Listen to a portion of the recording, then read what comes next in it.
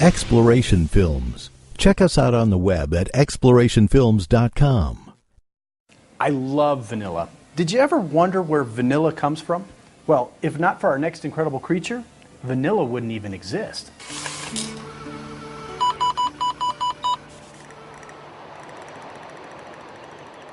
In Mexico, there is a little bee. It's a little tiny bee. It's not a whole lot bigger than a flea. It's a true bee. Doesn't have a stinger, but it is a bee. It's called the Melipona bee. And this little bee is closely identified with something that all of us have enjoyed from time to time called vanilla.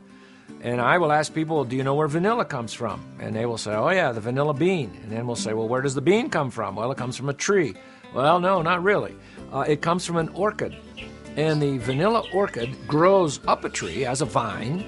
And here is the problem. The vanilla orchid only blooms one morning out of the year. Now, they don't all bloom on the same morning, but it'll bloom 2.5, 3 hours. And then by afternoon, it wilts, and it can't be pollinated.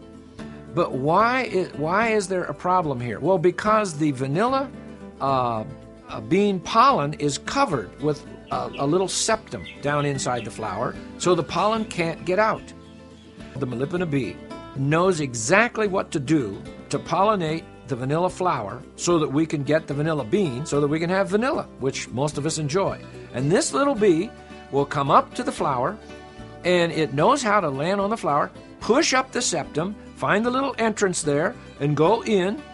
And then when it comes out, it has pollen with it, and it'll go to the next one. And this little bee was made for the orchid, and without the bee, you just don't have the vanilla bean.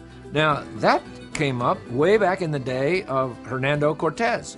And Cortez, when he came over here, went to Mexico, liked vanilla, took some back with him to Europe, and then for 300 years, they grew vanilla plants. I guess they did it with cuttings because they didn't get any beans.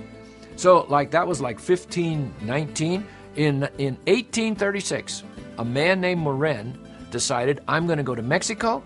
I'm going to find out why they get the vanilla bean in Mexico. We don't get the vanilla bean in Europe. So he went to Mexico. He sat down with the vanilla flowers and watched them. And all of a sudden, one day, he hears this bzzz, and he looks, and there's that little Melipona bee. And he saw it land, lift up the septum, find the little entry point, goes in, and I now know why they get vanilla in Mexico and we don't get it. And so here comes artificial pollination. And then they started growing vanilla in the European areas, and they could get it because they had to artificially pollinate it, because that little bee is the only insect that knows how to pollinate that particular orchid.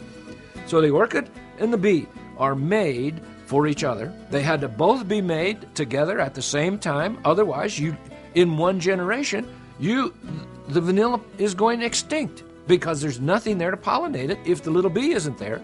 But if the little bee doesn't have the information to know how to get into the flower, which other insects apparently don't know how to do that, well, then you still get an extinct flower. So they had to be made together. Exploration Films, where curious truths and uncommon minds meet.